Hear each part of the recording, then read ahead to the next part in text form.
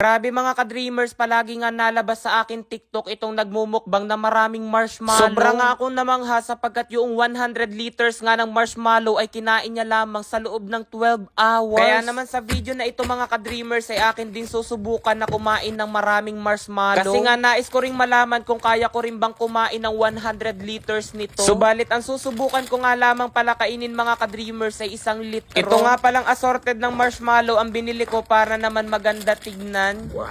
Sa tanang buhay ko nga ay hindi ko pa talaga nasusubukan kumain ng napakaraming marshmallow. So yan mga ka-dreamers, ngayon nga gagayahin ko yung nagbumukbang na napakaraming marshmallow. Grabe namang hanga ako sapagkat within 12 hours, 12 hours niya lamang kinain yung 100 liters ng marshmallow.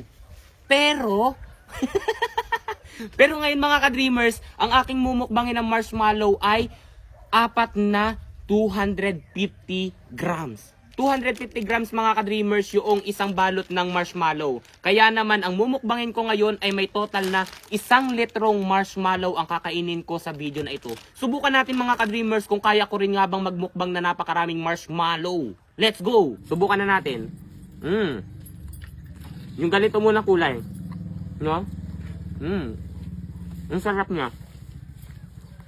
Grabe, akala ko kapag kinakain yung marshmallow, isang subo, lunok agad, pero hindi pala kaya, no?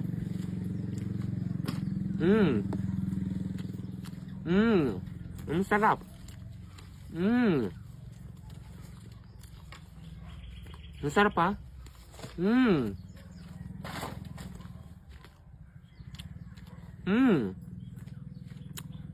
Ganun yung napapanood ko eh. Ang bilis lang. Pero mamaya, hinay-hinay lang. Yung ganito muna. Pero alam nyo ba dati, napakadalang ko kumain ng marshmallow. Hindi ko nabibili yung mga gantong mga pagkain ng kabataan ko. Kabataan ko, parang tanda na. Pero, honestly speaking, sobrang hirap ng buhay noon. Susubukan ko mga ka-dreamers habang kumakain ng marshmallow, hindi na ako iimik. No? Umimik uli ako. Pero wala kasi, masarap kasi kinakain ko. Hindi nga imik. So yan ha. Nagpabili na ako ng 3 pirasong bottles ng tubig kasi medyo maano. Ano ba langaw ito? Huwag mo akong agawan. Nagpabili na ako kasi medyo uhaw pala ito mga ka-dreamers. Inom muna ako.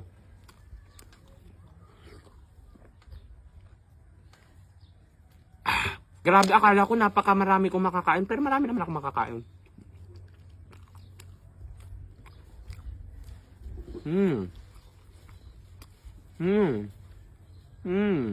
Sarap. Inom lang uli ako.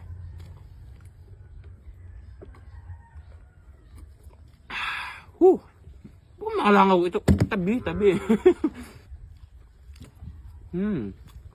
Pero alam nyo ba, yung napanood ko, 12 hours na yung kinain yung 100 liters. So, napakatagal nun. Almost a half day.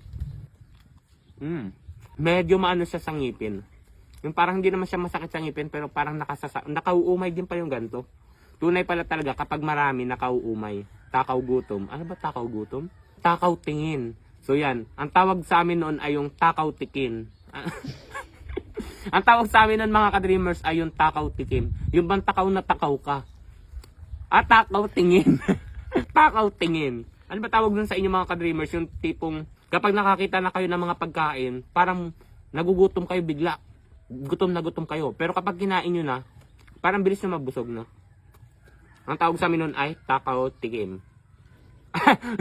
Takaw tingin.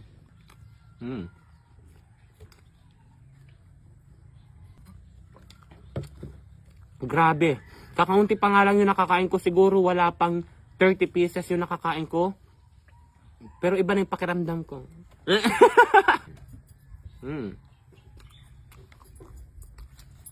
Akala ko talaga kakayahin ko yung ganito, no? Akala ko kakayahin ko talaga kasi namangha ako. Ngayon lang ha. Nung pinapanood ko, yung nakita ko yung nasa isang, antaw dito, yung parang isang, antaw ga doon? Shelf, parang shelf yun eh. Parang estante ba siya? Estante? Basta bubog siya na box. Ay, hindi naman box yun. Rectangle? So, yan yung parahaba na box.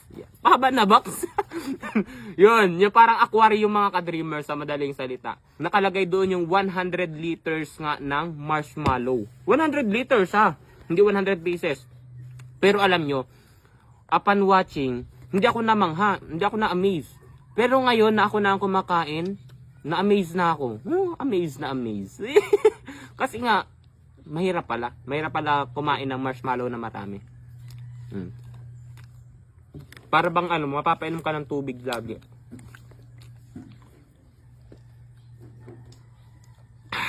So yan mga ka-dreamers, hindi ko talaga kayang ubusin yung isang puno nga rito. Yung 1 liters ng...